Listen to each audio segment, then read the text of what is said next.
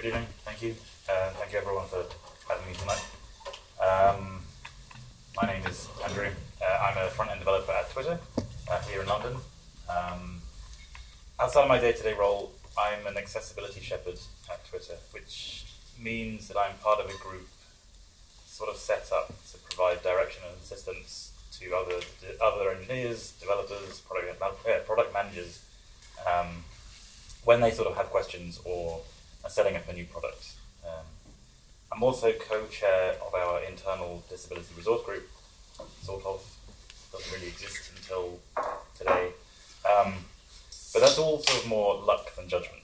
I'm in no way qualified to do that. I just find myself there. I'm also a better engineer than a public speaker, so I apologise in advance. But I am not here tonight for any of that. Not going to talk about accessibility or disability.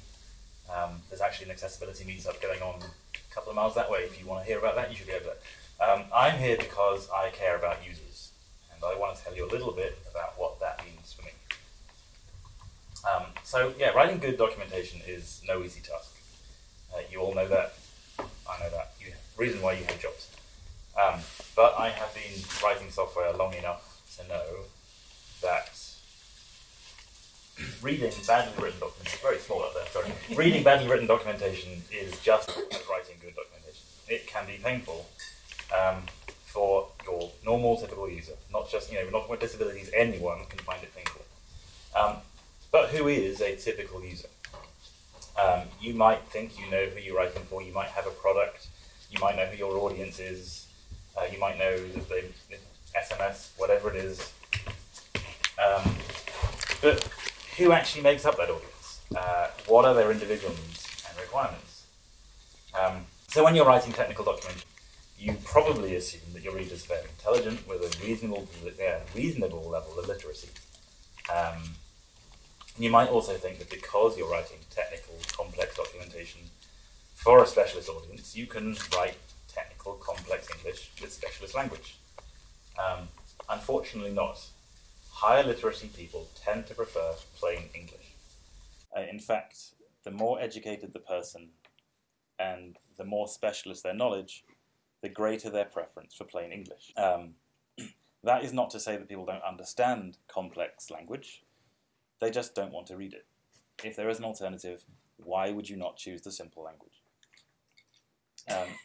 So research into the use of language in legal documents has found that the more complex the issue, the greater their preference for plain English. For example, 97% of those surveyed preferred, among other things, over the legal Latin inter alia. What does that actually mean? It means among other things. Why not just say among other things? Even lawyers don't want to speak in legalese. So in the most recent census, the Office for National Statistics found that 8% of the British population do not speak English as a first language. So it's not just about your ability to understand English. People don't speak English. I mean, to be fair, that 8% consider themselves to be proficient, but it does slow you down. At a global level, only 20% of the world's population speak English, and 5% speak it natively.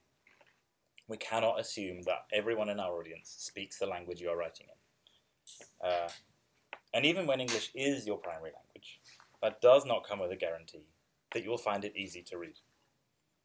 Around 10% of the UK population has some degree of dyslexia, which is a learning difficulty that can cause problems with reading, writing, and spelling. Doesn't mean you can read easily. Approximately 3% of adults in the UK have ADHD, which is the disorder that affects concentration and distractedness, making it very hard to stick to anything for any length of time. I have ADHD. I find it impossible. All of this is fine, you might think, but I know for a fact that it doesn't apply to my audience. First of all, I question that knowledge. But regardless, let's take a step back for a second and define disability quickly. Disability is a physical or mental condition that limits a person's movements, senses, or activities. That can include hearing, vision, mobility, as well as mental stuff. You don't have to be born with a disability, or have to be diagnosed with a disability by a doctor.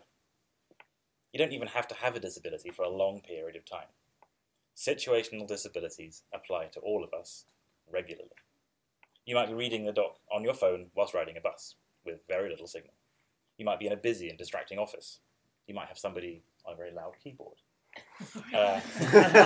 You might be anxious or stressed about something else entirely in your life. I have a 5-year-old son. He's regularly doing stupid things. You might just not have had your coffee yet. I don't know. But there are many reasons why you might not be fully concentrating on the task you are doing. So when people are having a hard time concentrating and reading and not understanding each word, or just struggling to concentrate at all, for whatever reason, what they are reading has to be written in a way that can be understood quickly and easily. And because you do not know when or who this will apply to, you should write like this all the time. So there are a few quick ways we can achieve this. For example, when you use a longer word, like 8 or 9 letters, users tend to skip shorter words, 3, 4, 5 letters, that follow it. Sounds weird, but we do. You should try to keep all your words short and clear, and then we read all of them. Secondly, keep sentences short and to the point. People with moderate learning and cognitive difficulties often find sentences longer than 5 to 8 words, depending on how difficult that problem is, hard to follow. By using common, straightforward words, we can help all users understand sentences that we're trying to get to. Often up to about 25 words, that's sort of the maximum, and if we're using concise language, then everyone can deal with it. So yeah, keeping things simple is in general a great rule to stick to. For anyone who's having problems reading, to anyone who's just like, I don't want to read complex stuff. Sometimes as content writers, you might feel the need to include as much detail as possible to make sure that every angle has been covered. But this can actually make things worse. People across the cognitive and literary spectrums just struggle with too much information. At any given time, anyone might struggle to concentrate on reading for long periods of time. They might just be tired, or they might have ADHD. They might struggle to retain the information they're reading as they read it, for any given reason. And they might also struggle to identify the main points in large blocks of text. If there is too much information, getting any of it can be very hard. So you can help everyone out, not just people with disabilities. You can help everyone by only including the content that meets the specific user's need and organising that information into manageable chunks. This is particularly true when it comes to web pages, which is, the preferred medium of documentation. We don't tend to print out massive books anymore. Users read very differently online than on paper. Not only do they not necessarily read from top to bottom, they often don't even read from word to word. Instead, users only read about 25% of a web page. And when they're looking to complete their task as quickly as possible, which, technical documentation you often are, you're looking for a solution to the problem you've got in front of you, that number drops even further.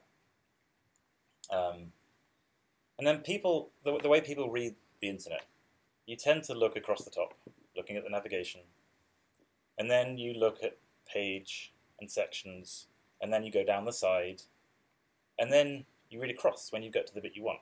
People do not just read prose. They scan the page and try to find the information they need, much like a sort of a mental version of just typing. You scan until you find it, and then you read the little bit of text that you're after. Which pretty much means that you need to put the content that you want to be read first. Titles and subheadings need to be front-loaded. That means that put the information that you want in that title in the title. Don't go out and say a great big long sentence that doesn't actually convey the meaning. And put the need-to-know information in the first couple of paragraphs, because that is the bit that people will see.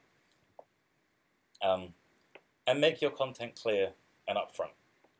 It doesn't just benefit people with cognitive or literacy issues, or people in a rush trying to fix things as quickly as possible. It also helps people who may struggle to see your content. About 2 million people in the UK, or 3% of the population, are living with some form of sight loss, severe enough to have a significant impact on their daily lives. Not just wearing glasses, but actually unable to drive. This rises to about 20% as we get older, and if you're lucky enough to make it to 90, it's about 50%. By structuring your content consistently and clearly, you make it much easier for someone with sight loss to navigate their way around the page. This might sound obvious, but ensure that your headings look important. Make sure they are distinct from the page around them, so they can be distinguished easily. And also, it sounds obvious, but people don't do it. Group related content together. Put them under those headings to make it clear where the information is. People scan down the page, they look for the heading. When they find it, they expect to find the information there. But looking good is only half the battle. Looking important sounds great, but it has to sound important. And I don't mean you need to fill it with fancy words.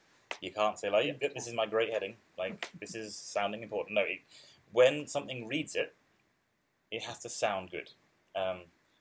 As we've already touched on, people with very bad sight issues often use a screen reader to navigate around the website and to read content out loud. When sighted people when sighted people visually scan your document to hunt for information, people using screen readers do it in much the same way. They rely on the markup of your document to inform the decision about where they're going to go. Visual people with assistive technology can type and try and find it. Blind people rely on the computer telling them what's there. So it can make the difference between this, which is an empty page with no headings, and this, which is a full list of headings telling me exactly what I need to know. As a screen reader user, I can be told, these are the headings on this page. I can then select that heading and jump straight to that section. So whether you are writing HTML by hand, happens sometimes, adding markdown templates to a compiled site, or using some weird old CMS to generate it for you, ultimately the output is your responsibility. It might sound a little fair. You are content writers after all, and not developers. But you are the closest thing your readers have to an advocate. Nobody else is going to make the case for generating valid, semantic, consumable documentation.